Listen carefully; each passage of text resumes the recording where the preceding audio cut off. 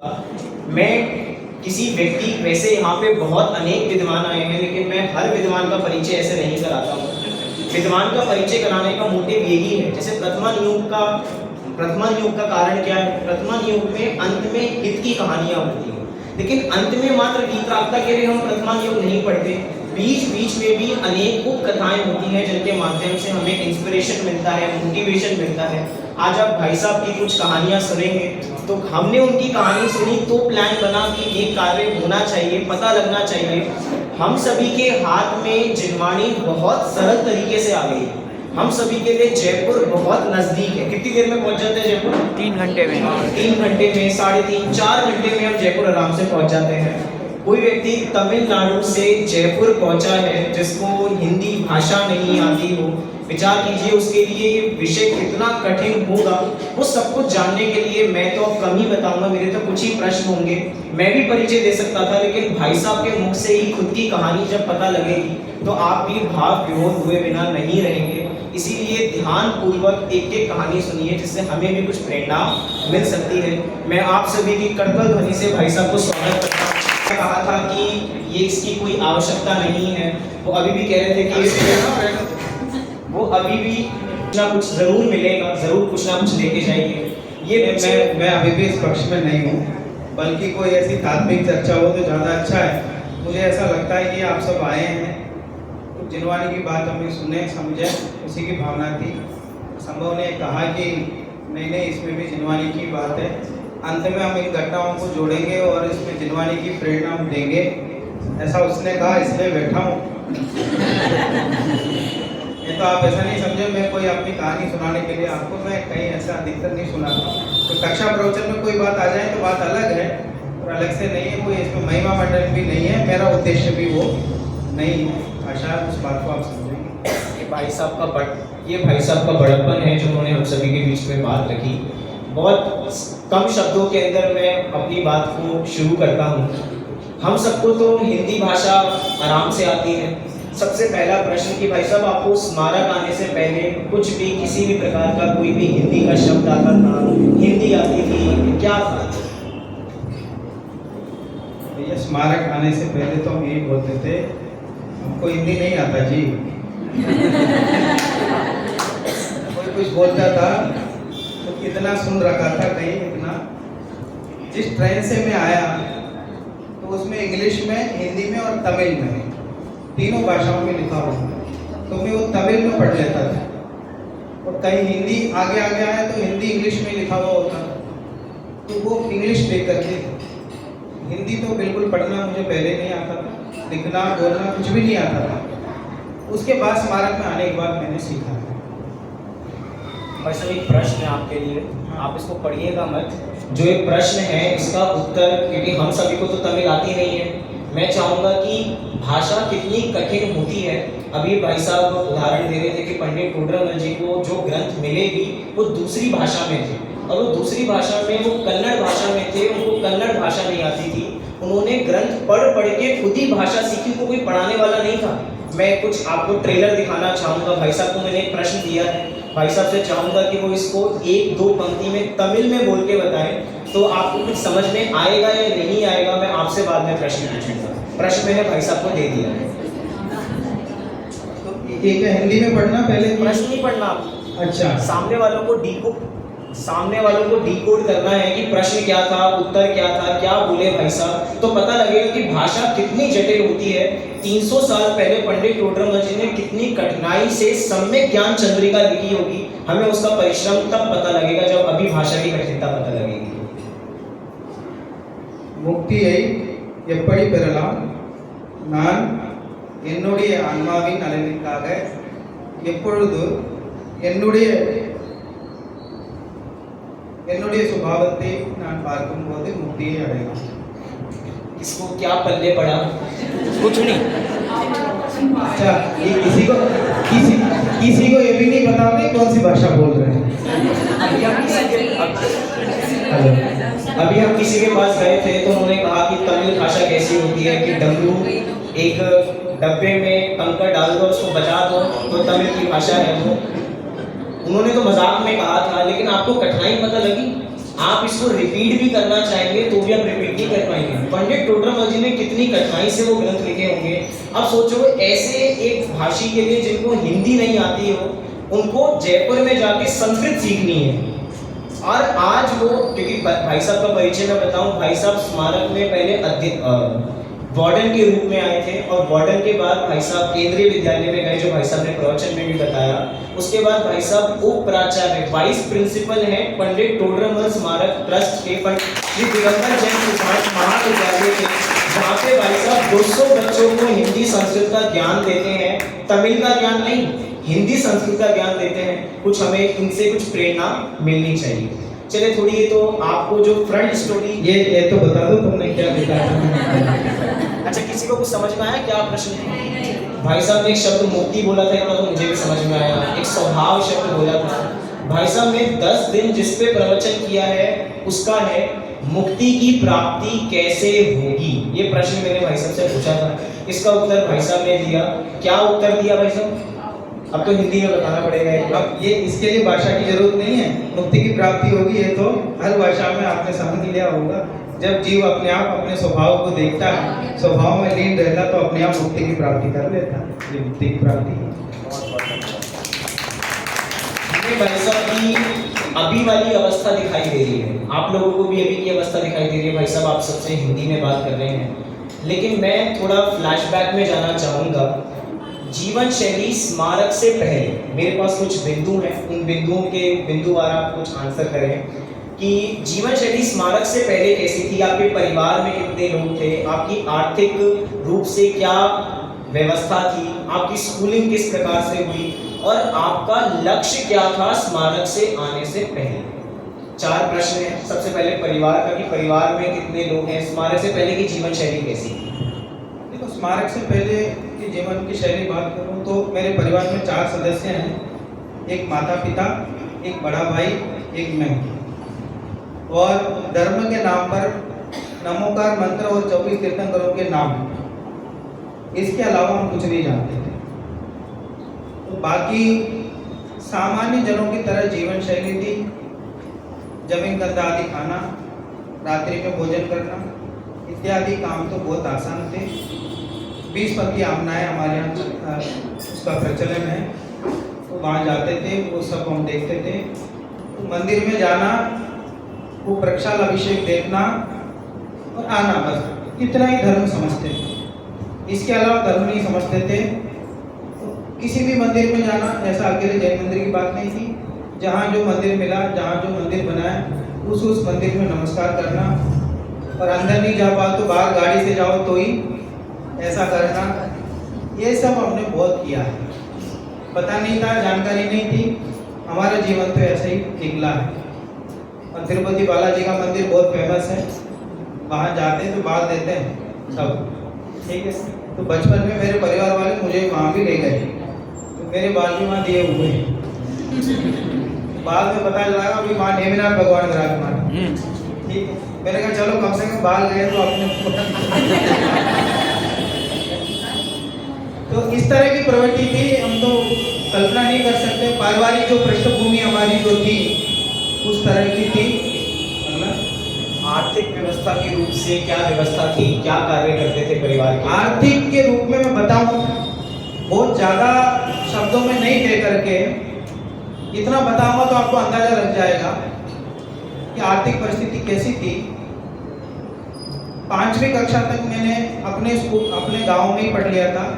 6वीं कक्षा से हमारे पास में एक गांव है, एक शहर है 24 किलोमीटर दूर, वहाँ भर्ती कराने, एक जैन हॉस्टल में भर्ती कराने के लिए पापा ले गए। और वहाँ से स्कूल में 400 रुपये फीस पूरे 6वीं क्लास के लिए।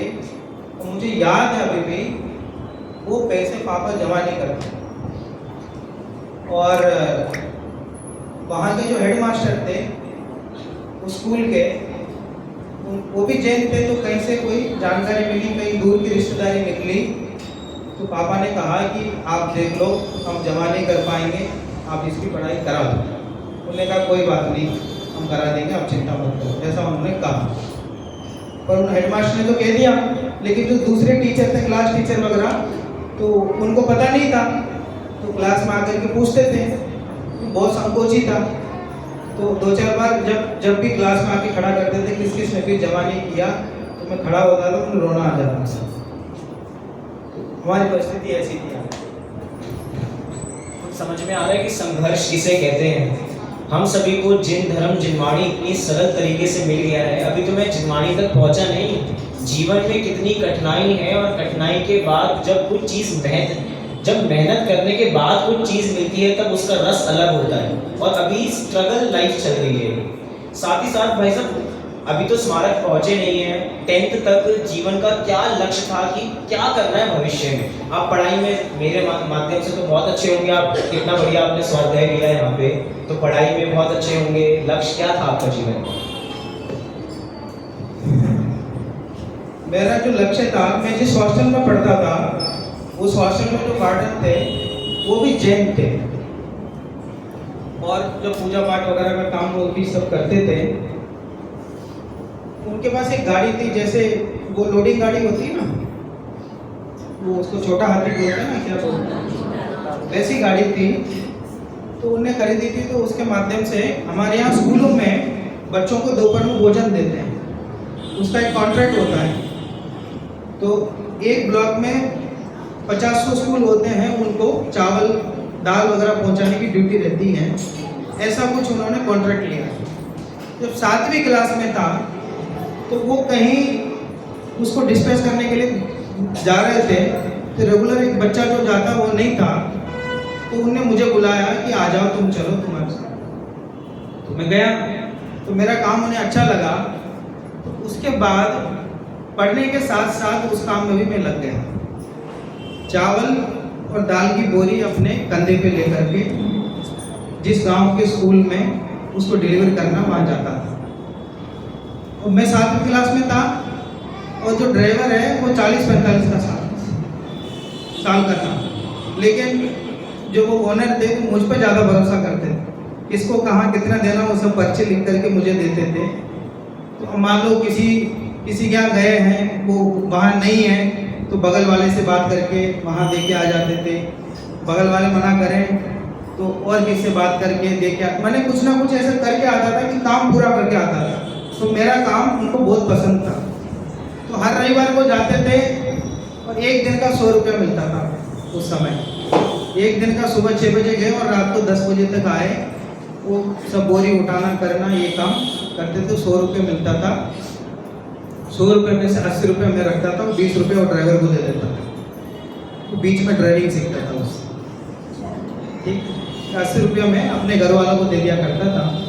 तो ऐसा चला, तो गाड़ी चलाने में मज़ा आने लगा। तो मैंने सोचा कि मैं बहुत अच्छा ड्राइवर बनूंगा,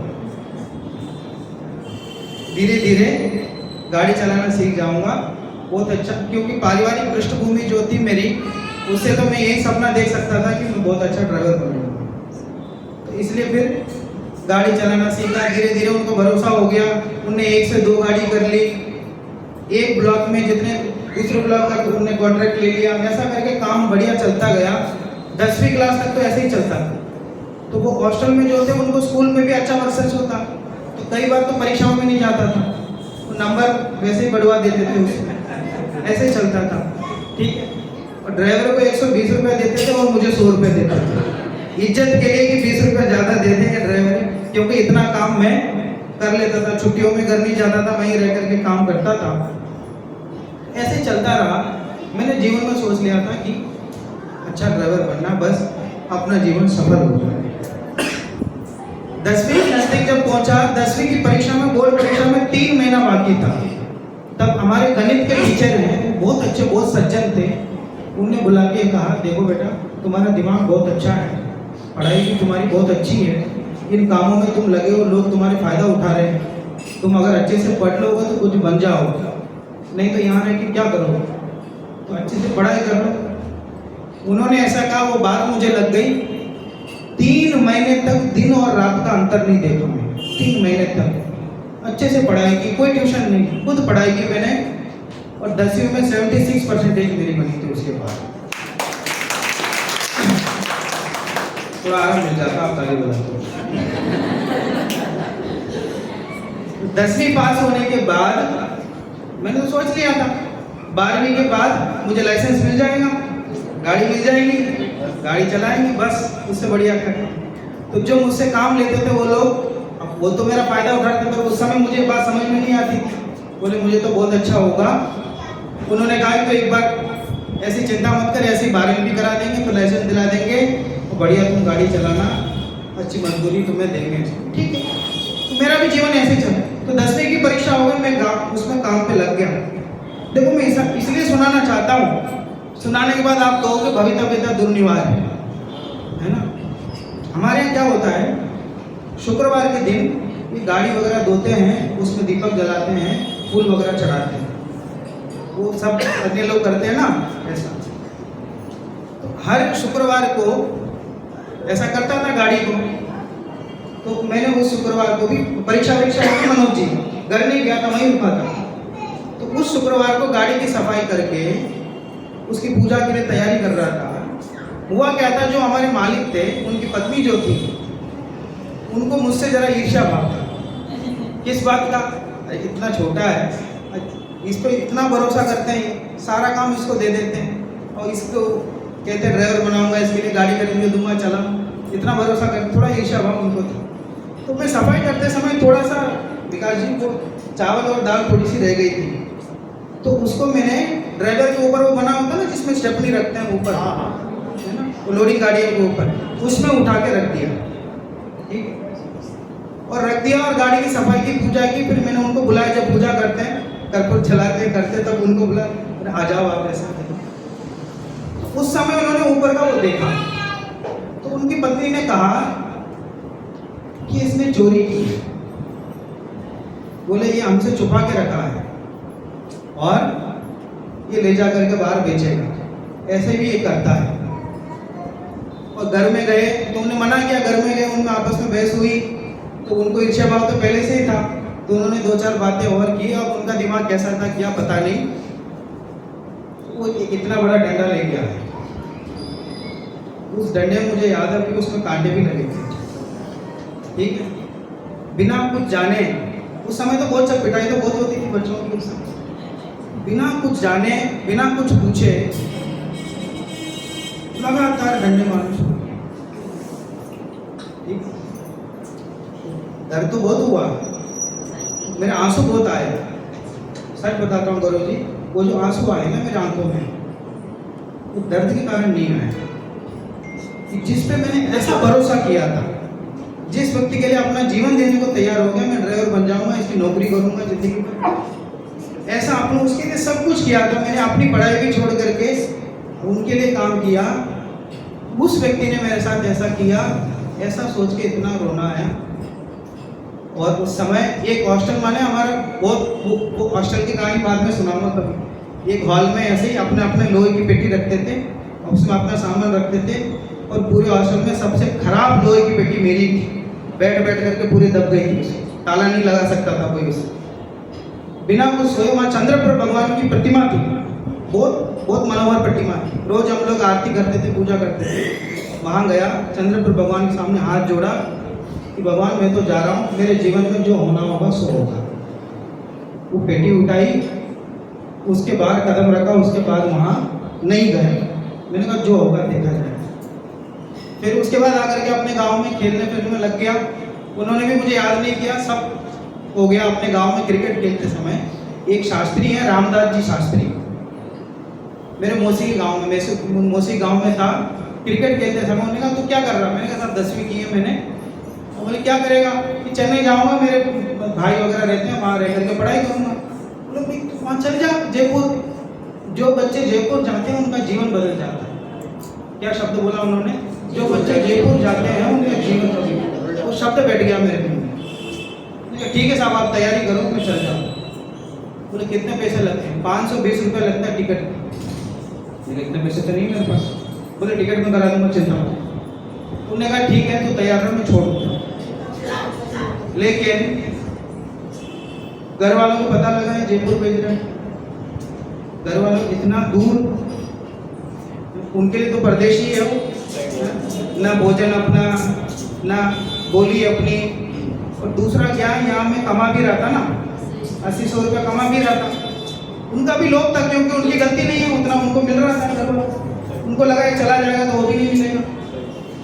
तो घर वालों ने जाके उनसे लड़ाई की कि हमारे बच्चे को तुम कैसे भेज सकते हो, हमारा बच्चा तो यही रहेगा। तो वो डर गए। उन्होंने कहा भैया मैं तो नहीं भेज रहा, तुम देख लो। फिर मेरा जयपुर जाने का विकल्प भी छूट गया। फिर मैं वहाँ चेन्नई गया, वहाँ भी ऐसे ही कोई गाड़ी में काम करने लग गया, 20-20 रुपये रोज उसमें कमाता था और ऐसे निकालने लगा। पर मन में बात चलती थी यार जयपुर तो जाना है, ये सब चल रहा था मेरे दिमाग में। वहाँ जो घटनाएं हुई, जयपुर जाना है, जयपुर जाना है, जयपुर जाना है। फिर बाद में पता चला कि हमारे ही परिवार के, वो क्या शब्द बोला, कुनबा, कुनबे, हमारे कुनबे के कोई थे शास्त्री, पंडित अशोक जी शास्त्री। मैंने दिमाग लगाया ये हमारे कुनबे के हैं, अगर ये भेजेंगे तो घर वाले लड़ाई नहीं करेंगे उनसे। तो वो कहीं से 1 रुपये का सिक्का मिला, 1 रुपये वाले फ़ोन में मैंने डाला। फ़ोन करके मैंने कहा मैं ऐसा हूँ, मुझे जयपुर जाना है। बोले आओ मिलते हैं। जाके गया, उन्होंने कहा 28 जून को तैयार रहना। ठीक है, टिकट मैं कर दूंगा, चल जाऊँ। बेटी की टिकट 28 जून को शाम को 5:30 बजे ट्रेन थी और हम लोग पहुँच गए। अब वो बहुत बातें, लेकिन कितना विस्तार करूँ। हम लोग पहुँच गए, वो आए नहीं थे। जब ट्रेन चलती वो लास्ट मोमेंट में आए, तब फटाफट मेरा बैग उठा के अंदर फेंका, धक्का देके अंदर किया और खिड़की के पास आए। एक व्यक्ति मिले, सज्जन, बोले आप कहाँ जा रहे हो? बोले जयपुर। तो ये बच्चा है, इसको भी जयपुर ले जाना, जयपुर छोड़ देना, फोन वोन कुछ नहीं, भाषा कुछ नहीं जानता। उन्होंने कहा तू जयपुर चल जा। मैं बैठ गया। उसके बाद 38 घंटे में, और ट्रेन में कौन क्या बोल रहा कुछ समझ में नहीं आ रहा, कुछ भी नहीं समझ में आ रहा। और ट्रेन कहाँ कितनी रुकेगी कुछ पता नहीं, और इतनी भीड़ थी। एक जगह सामान रखा हुआ था, उस सीट के लोग आ गए। अब मैंने कहा मैं जाके पानी निकालूंगा, अपना भोजन निकालूंगा, तो फिर वो बैग भी दे देंगे। मुझे ऐसा डर था, मैं पहली बार ही आया था बाहर, तो वो खाना पीना भी नहीं निकाला। 1.5 दिन, पौने 2 दिन तक तो ऐसे ही बैठा। और 30 तारीख को सुबह 6 बजे जयपुर में कदम रखा। और जोरदार बारिश हो रही थी उस दिन, जोरदार बारिश हो रही थी। और अशोक जी ने वहाँ 2 बच्चे तमिलनाडु में पढ़ रहे थे सीनियर, उनको फ़ोन करके कह दिया कि एक बच्चा आ रहा है, उसको ले लेना जाकर। वो आ गए। और सच कहता हूँ, उनको कोई मेहनत मशक्क़त नहीं करनी पड़ी। मेरी हालत वैसी थी उस समय, देख के समझ गए यही होगा जो तमिलनाडु से पढ़ने आया। देख के समझ गए वो दिन है। उसके बाद मैंने पीछे मुड़ के नहीं देखा। जयपुर में आने के बाद भी कई बार ऐसा लगा कि भाग जाऊँ, भागना तो नहीं, जैसे संघर्ष करके आए हैं। लोग मजाक उड़ाएंगे, वापस तो नहीं जाना। अच्छा, वहाँ जाएंगे, वहाँ मजाक उड़ाएंगे लोग, यहाँ के बच्चे यहाँ मजाक उड़ाए। 1-2 सीनियर एक बार आए और बोले, उन्होंने कुछ सिखाया हिंदी में, बोले जाके प्रवीण जी को बोल के आ जाओ। और प्रवीण जी हमारे वार्डन थे उस समय, उनको बोल के आओ। मुझे क्या पता क्या उन्होंने सीखा, उनने कोई ऐसे गलत शब्द गाली गलत को उन्होंने सिखा दिया, मैंने जाके उनको बोल दिया। अब वो भी भाई अच्छे, बहुत अच्छे व्यक्ति थे। उन्होंने कहा बेटा तू तो ये बता कि किसने बताया, इशारों में पूछा तो मैं किसने बताया। मैंने कहा वो खड़े दोनों, भाग गए दोनों वहाँ से। तो मुझे ये सब देख करके ऐसा लगता था यार, ये लोग इतना खुशी से रह रहे हैं, आपस में मजाक कर रहे हैं, तो मैं क्यों नहीं समझ पा रहा हूँ कुछ। अगर इनके साथ मुझे रहना है अच्छे से, तो मुझे भाषा तो सीखनी पड़ेगी। तो मुझे अपने आप में सीखता चला। मैं कई बार सोचता हूँ कि अगर भाई साहब को वो 1 रुपया नहीं मिला होता जो उन्होंने STD बूथ में डाला था, तो आज शायद भाई साहब हम सभी के बीच में नहीं होते।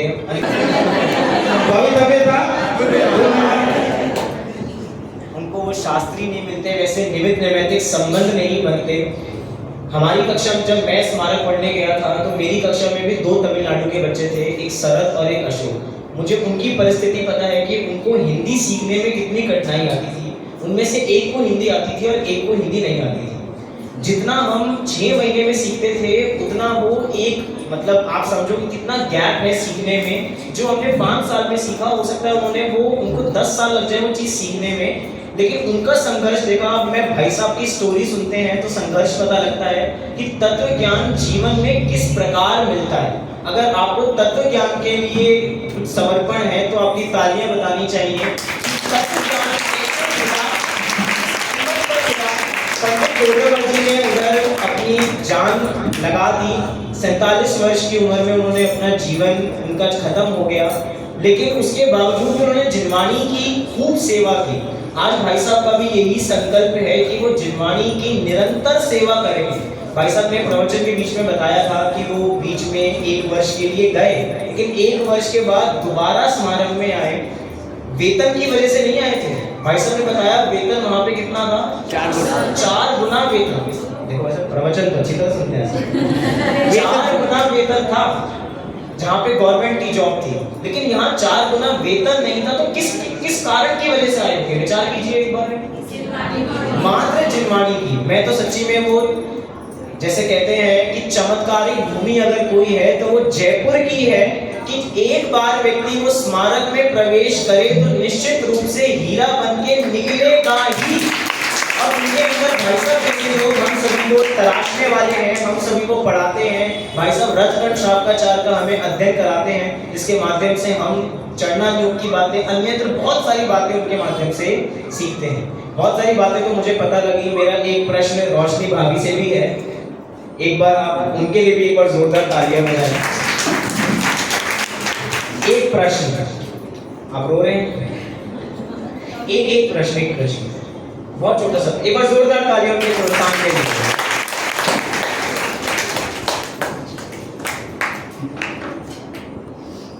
भाई साहब तमिलनाडु से हैं, भाभी औरंगाबाद महाराष्ट्र से हैं, रहते जयपुर में है, राजस्थान में। 3 स्टेट कवर कर रहे हैं।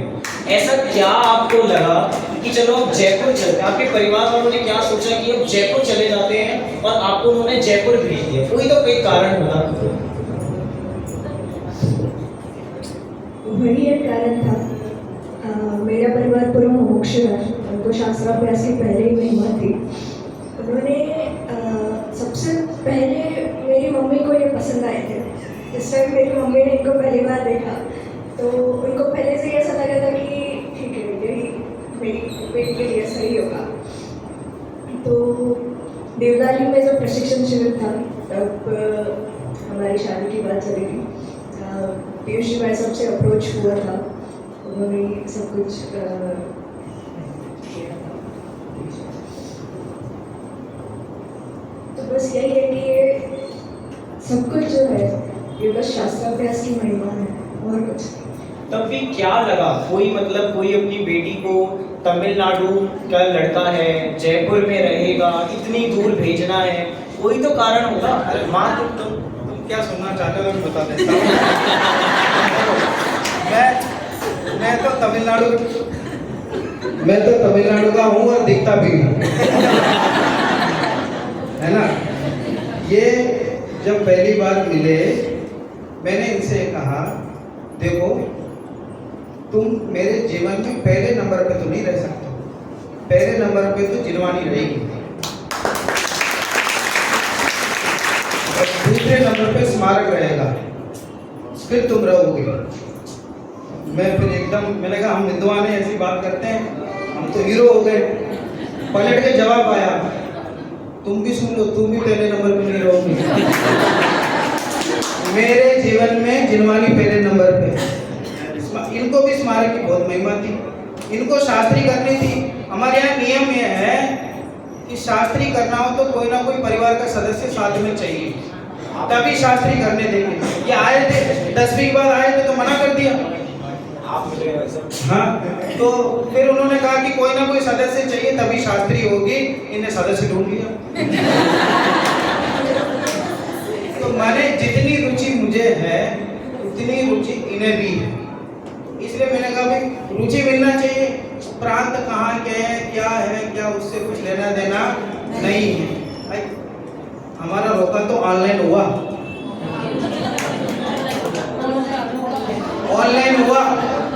देवलाली शिविर में बात उठी और उसके बाद बबलू भैया आप जानते हैं कैसे व्यक्तित्व, जादुई व्यक्तित्व है।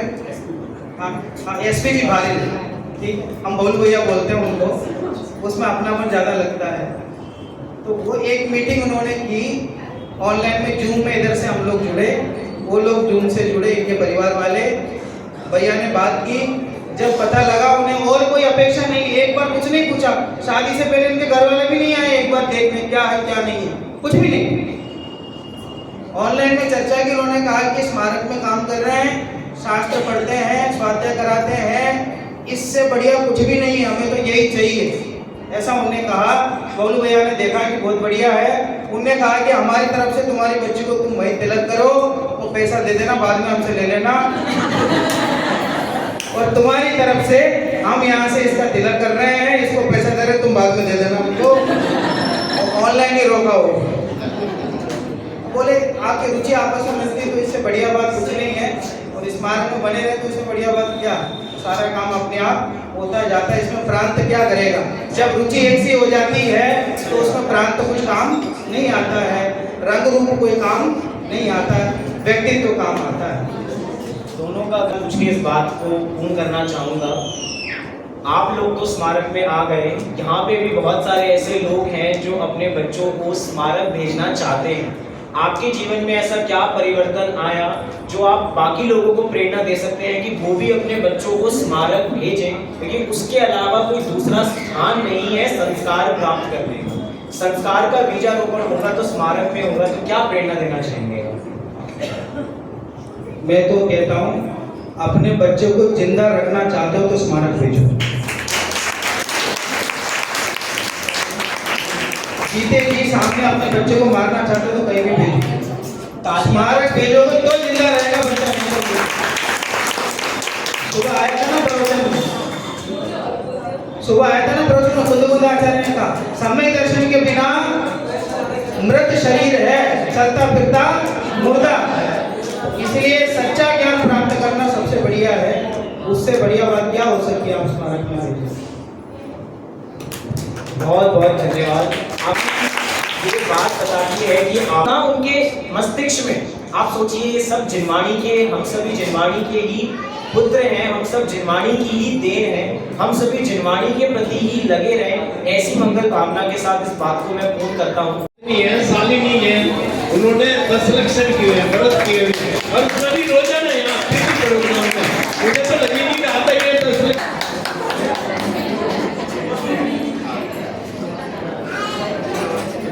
बच्चे कितने अच्छे तरीके से यहाँ रहकर सीख रहे हैं, बहुत बढ़िया काम है। ये पार्टी, ये बच्चे सब आपसे पहले मोक्ष जाएंगे, आपसे पहले मोक्ष जाएंगे सारे बच्चे। इतनी बढ़िया पाठशाला है, बच्चे कितना बढ़िया सीख रहे हैं यहाँ। निमित्त जैन, पिताश्री सचिन जी जैन, बालकोट पाठशाला भाग 1 में इन्होंने उत्तीर्ण किया है। क्या बात, एक बार जोरदार तालियां।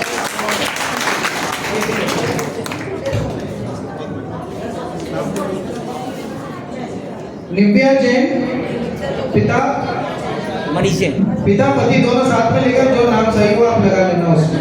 निव्या जैन, सुशांत जी जैन। हाँ हाँ